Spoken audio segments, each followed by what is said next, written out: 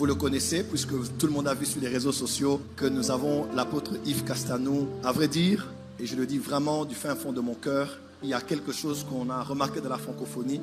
Après la mort de Maman Blanche, il y a un grand mouvement qui s'est passé exactement comme nous l'avons tous pressenti. Vous connaissez mon histoire, j'étais venu pour le deuil. Nous étions tous ici à Kinshasa. Et peut-être que vous ne saviez pas, nous nous étions rencontrés. Nous étions ensemble le lendemain. On avait le temps de beaucoup parler, de beaucoup échanger. Et beaucoup de choses ont pris place depuis lors jusqu'à ce jour. C'est l'œuvre du Saint-Esprit. Aucun de nous, en tout cas le bras de la chair, ne peut pas se glorifier autour d'une telle atmosphère que nous vivons aujourd'hui. On ne va pas vous mentir, vous savez tout ce qui s'est passé toutes ces années. Les choses n'étaient pas telles qu'elles sont aujourd'hui. J'aimerais vraiment le dire tout haut. Dieu est passé en majeure partie par la bouche, par l'effort, par le prix à payer de l'apôtre Yves Castanou que voici.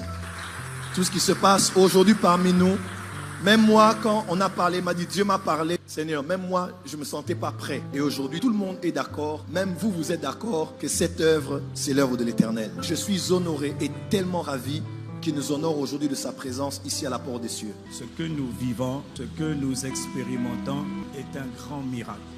Peut-être que pour vous, vous n'êtes pas conscient, mais ce que nous sommes en train de vivre ici dépasse l'entendement humain. Il y a un an, je serai là. À la Porte des Cieux, j'aurais retrouvé mon frère. Qui aurait cru? Permettez-moi de le dire, cet homme est un ressuscité, rescapé, miraculé, endurant, persévérant, logiquement, avec tout ce que tu as vécu. Beaucoup de pasteurs auraient déjà, Seigneur, je me suicide. Mais il a tenu, il a persévéré. Vous n'avez pas idée du nombre d'appels. Un nombre de gens qui m'ont appelé pour me dire, mais ne va pas là. J'ai dit, Dieu m'a parlé en début mai 2024. J'étais à Accra et le Seigneur me parle de JFT. Le Seigneur a commencé à me parler par rapport à nous, par rapport aux positions que nous avons prises, par rapport aux conflits que nous avions. Dieu m'a parlé, Dieu m'enseignait là. Quand le Seigneur m'a parlé, j'allais parler à ma femme. J'ai dit, voilà ce que le Seigneur est en train de me dire. Elle me dit, ah bon? J'ai dit oui. J'ai dit, bébé, le temps vient, il faut qu'on se réconcilie.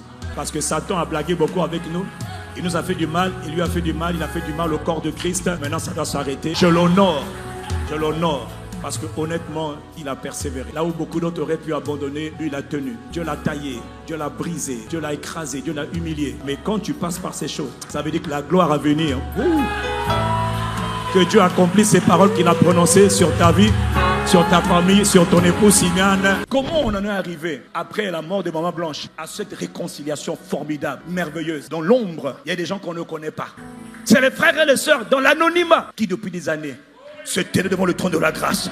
Père, intervient, réunis-les, brise la puissance des querelles des divisions.